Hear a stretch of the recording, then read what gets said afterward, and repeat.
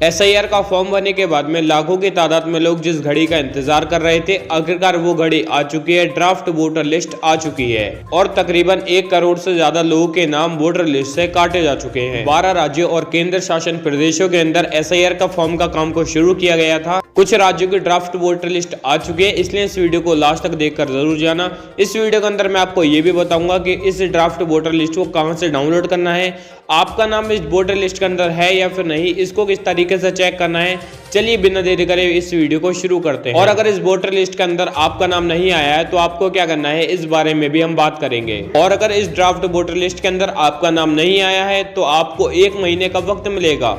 31 जनवरी तक आप अपना दावा पेश कर सकते हैं कि आप इस देश के नागरिक हैं और आपका नाम इस ड्राफ्ट वोटर लिस्ट के अंदर क्यों नहीं आया, और अपना नाम दोबारा इस वोटर लिस्ट के अंदर जुड़वा सकते हैं। तो मैं शुरुआत करूंगा सीधा बंगाल से। देखो, इस वक्त में सबसे पहले जो एसआईआर की शुरुआत हुई थी वो बिहार से हुई थी और तकरीबन 50 लाख लोगों के वोट काट दिए गए थे। और एसआईआर होने के बाद में विपक्ष टीम ने बीजेपी और इलेक्शन कमीशन के ऊपर आरोप भी लगाया था कि जो हमारे वोट थे उनको काट दिया गया, इसीलिए बिहार के अंदर एनडीए की सरकार बन गई। विपक्षी टीम इनके ऊपर लगातार आरोप लगा रही थी, लेकिन फिर भी इन्होंने 12 राज्यों और केंद्र शासन प्रशासनों के अंदर चुनाव आयोग ने एसआईआर के फॉर्म को भरवाना जारी रखा। अभी एसआईआर फॉर्म भरे जाने के दौरान भी विपक्षी टीम वालों ने चुनाव आयोग के ऊपर भी इल्जाम लगाए और बीजेपी के ऊपर भी इल्जाम लगाए। एसआईआर के फॉर्म के बहाने से जिस तरीके का खेल बिहार के अंदर खेला गया, उसी तरीके का खेल इस पूरे भारत में खेलना चाहती है सरकार, और 12 राज्यों से भी उन वोटरों को हटाना चाहती है जो वोटर हमारे सपोर्टर हैं। तो सबसे पहले मैं आपको बंगाल की खबर सुना देता हूं कि अकेले बंगाल के अंदर मात्र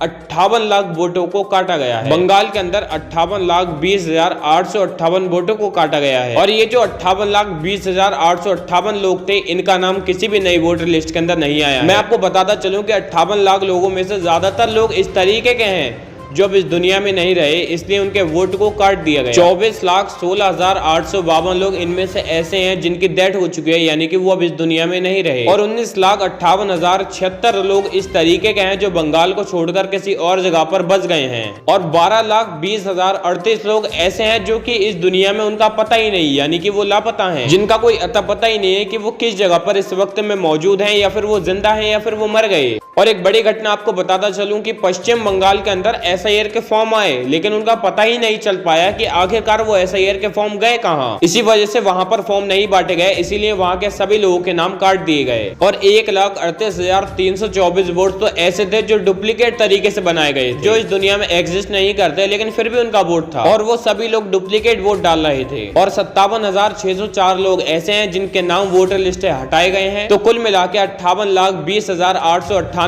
वोट होते हैं जिनके नाम इस नई वोटर लिस्ट में से काट दिए गए हैं। अब इनमें से कुछ ऐसे लोग होंगे जो जिंदा होंगे, लेकिन उन्होंने फॉर्म को भरा या फिर उनका नाम नहीं आया या फिर उन्होंने फॉर्म को नहीं भरा, तो वो लोग अपने कुछ डॉक्यूमेंट दिखाकर अपने आपत्ति को जमा कर सकते हैं, जिसके जरिए उनके नई वोटर लिस्ट के अंदर दोबारा नाम जोड़ दिया जाएगा। अब राजस्थान की भी बात कर लेते हैं। समथिंग राजस्थान के अंदर 42 लाख नए वोटों को काट दिया गया। तो राजस्थान की न्यूज आगे बढ़ाने से पहले मैं पश्चिम बंगाल के बारे में एक बात बताता चलूं। अगर आप लोग ड्राफ्ट वोटर लिस्ट के अंदर अपना नाम चेक करना चाहते हैं तो डिस्क्रिप्शन के अंदर मैंने एक वेबसाइट का लिंक दे रखा है, आप वहां पर जाओ और अपने ड्राफ्ट वोटर लिस्ट के अंदर अपना नाम चेक कर सकते हो कि आपका नाम नई वोटर लिस्ट के अंदर आया है या फिर नहीं आया। एसआईआर के फॉर्म भरे जाने के बाद राजस्थान के अंदर भी ड्राफ्ट वोटर लिस्ट जारी हो चुकी है।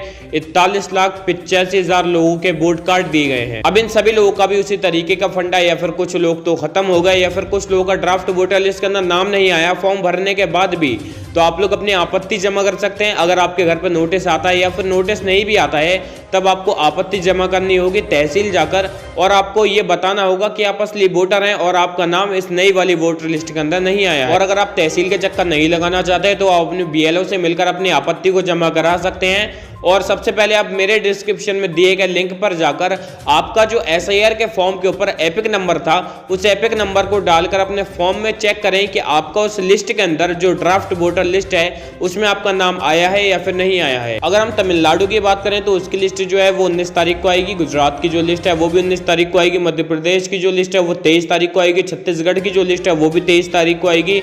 अंडमान निकोबार की जो लिस्ट है वो भी 23 तारीख को आएगी। और सबसे बाद में आएगी उत्तर प्रदेश की ड्राफ्ट वोटर लिस्ट 31 दिसंबर को। अब उत्तर प्रदेश की लिस्ट इसलिए सबसे ज्यादा लास्ट में आएगी क्योंकि उत्तर प्रदेश के अंदर लाखों की तादाद में ऐसे लोग मौजूद हैं जिन्होंने अभी भी अपने एसआईआर के फॉर्म को नहीं भरा है और इसी वजह के कारण ड्राफ्ट वोटर लिस्ट को थोड़ा सा आगे बढ़ा दिया गया है। और उत्तर प्रदेश के अंदर 26 दिसंबर लास्ट डेट रखी गई है एसआईआर के फॉर्म को भरने की और 31 दिसंबर को ड्राफ्ट वोटर लिस्ट जारी कर दी जाएगी उत्तर प्रदेश की। कल की वीडियो में मैंने आप लोगों को बताया था कि योगी आदित्यनाथ जी ने इस चीज को बोला था कि उत्तर प्रदेश के अंदर 16 करोड़ वोटर होना चाहिए थे, लेकिन एसआईआर के फॉर्म भरने के बाद में इस चीज का खुलासा हुआ है कि मात्र 12 करोड़ लोगों के ही फॉर्म भरे गए हैं। 3-4 करोड़ लोग तो यहीं पर ही खत्म हो जा रहे हैं अभी के वक्त में, लेकिन जब ड्राफ्ट वोटर लिस्ट आएगी तो मालूम तो ये होगा कि करोड़ों की लाखों की तादाद के अंदर लोग ऐसे होंगे जो मर गए होंगे, जो खत्म हो गए होंगे, और लाखों करोड़ों की तादाद में लोग ऐसे होंगे जो मिल नहीं रहे होंगे, लापता होंगे, जिनका कोई वजूद पता नहीं होगा। तो ड्राफ्ट वोटर लिस्ट आने के बाद में सबसे ज्यादा जहां पर वोट कटे होंगे, जहां तक मेरे आइडिया से वो उत्तर प्रदेश ही होगा। तो यहाँ पर लाखों करोड़ों की तादाद में लोग खत्म भी हो गए होंगे, कुछ लोगों के डुप्लीकेट वोट भी होंगे, तो कुछ लोगों का गाँव से शहर में ट्रांसफर हो चुका होगा।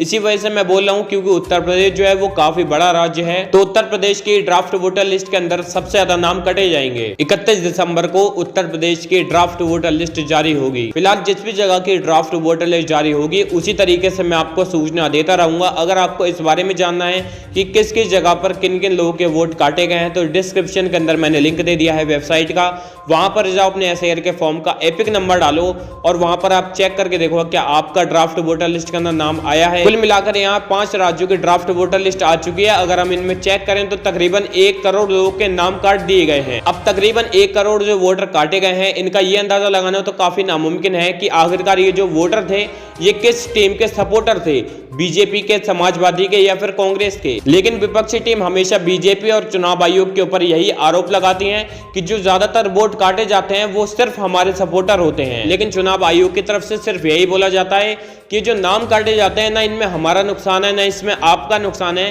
क्योंकि ये उन लोगों के नाम काटे जाते हैं जो इस दुनिया में नहीं रहे। क्योंकि अगर कोई शख्स इस दुनिया में नहीं है तो उसका वोट होकर भी क्या फायदा, इसलिए जो भी वोटर लिस्ट होती है उनको साफ करने की प्रक्रिया है ये। और ये एसआईआर के फॉर्म भरे जाना इसलिए इतना ज्यादा जरूरी बन जाता है क्योंकि बहुत सारे फर्जी वोट होते हैं, बहुत सारे लोग गुम जाते हैं, बहुत सारे लोग मर जाते हैं, इसलिए उन सभी लोगों के नाम काटे जाते हैं ताकि ज्यादा लंबी चौड़ी लिस्टें ना बनाई जाएं एक राज्य के अंदर। लेकिन इन एसआईआर के फॉर्म को लेकर आपका क्या कहना है मुझे कमेंट करके जरूर बताना।